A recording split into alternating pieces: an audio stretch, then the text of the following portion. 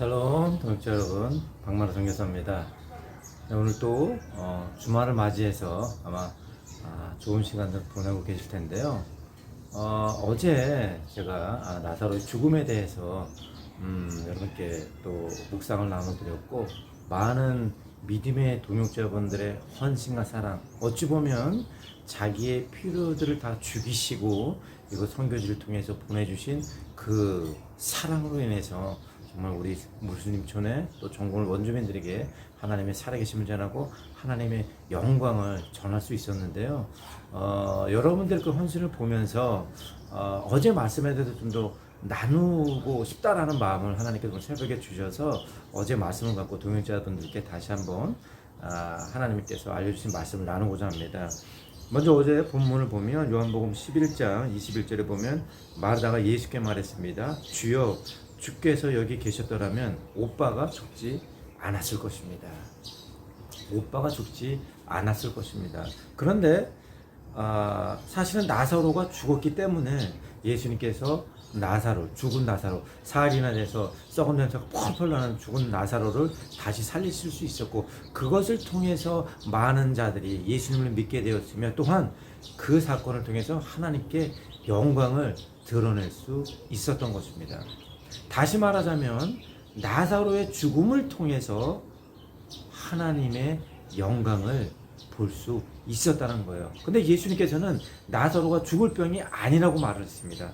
나사로는 죽을 병이 아니었고 하나님의 영광을 위한 것이었다고 말씀하셨는데요. 요한복음 11장 4절에 보면 예수께서는 이 말을 듣고 말씀하셨습니다. 이 병은 죽을 병이 아니다. 이것은 하나님의 영광을 위한 것이요, 이 일을 통해 하나님의 아들이 영광을 받게 될 것이다.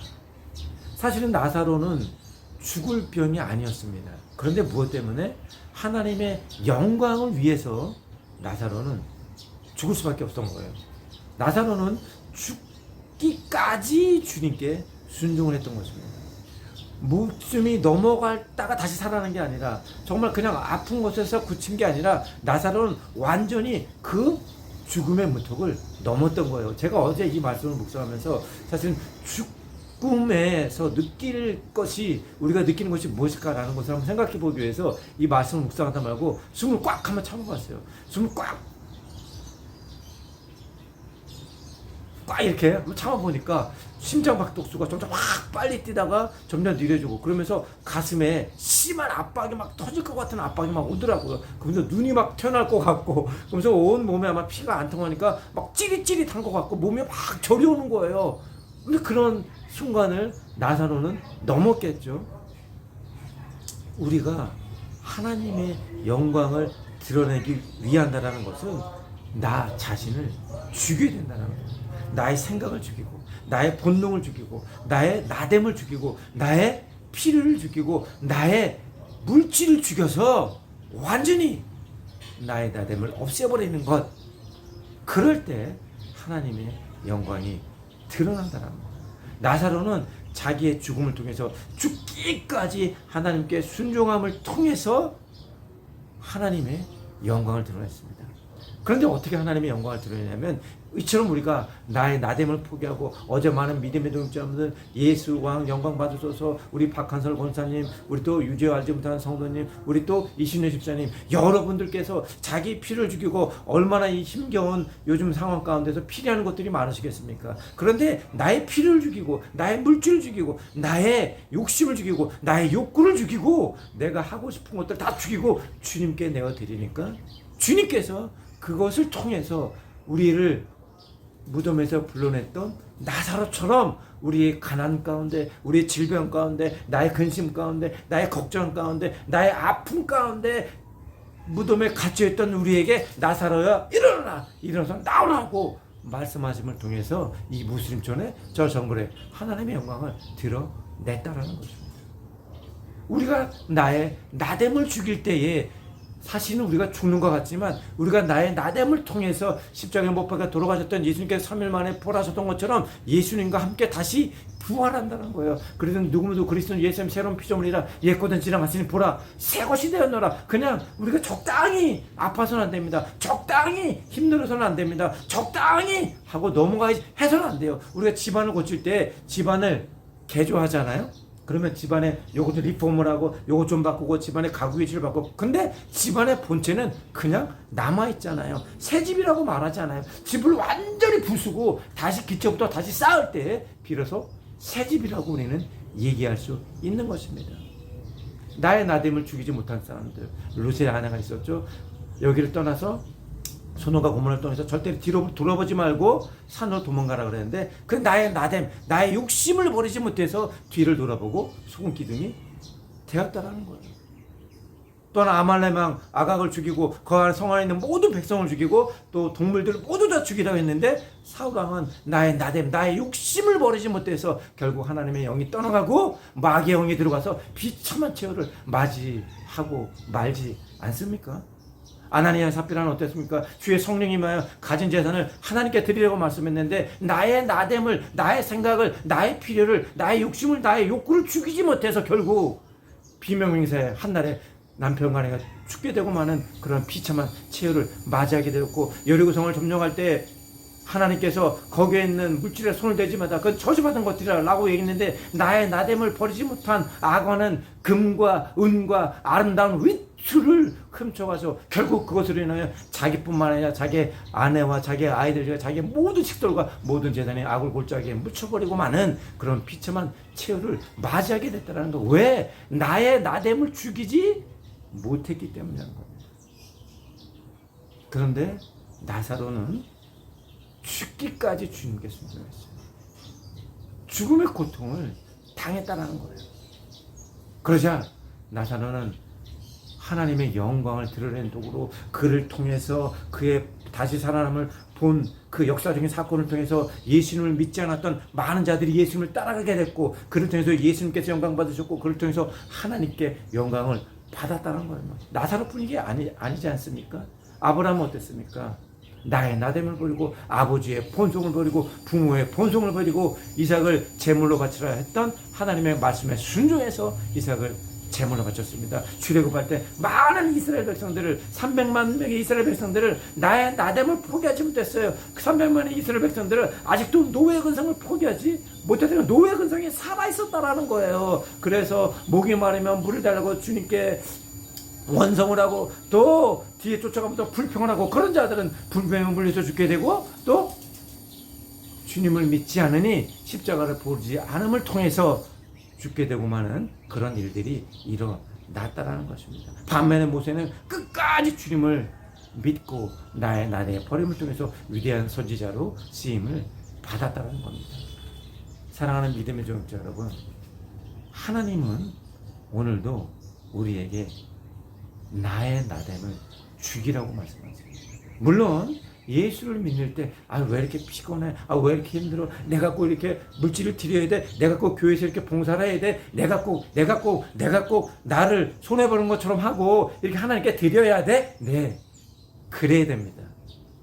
예수를 믿는데 내 삶이 불편하지 않는다면 우리의 믿음을 한번 돌아봐야 될 것 같아요.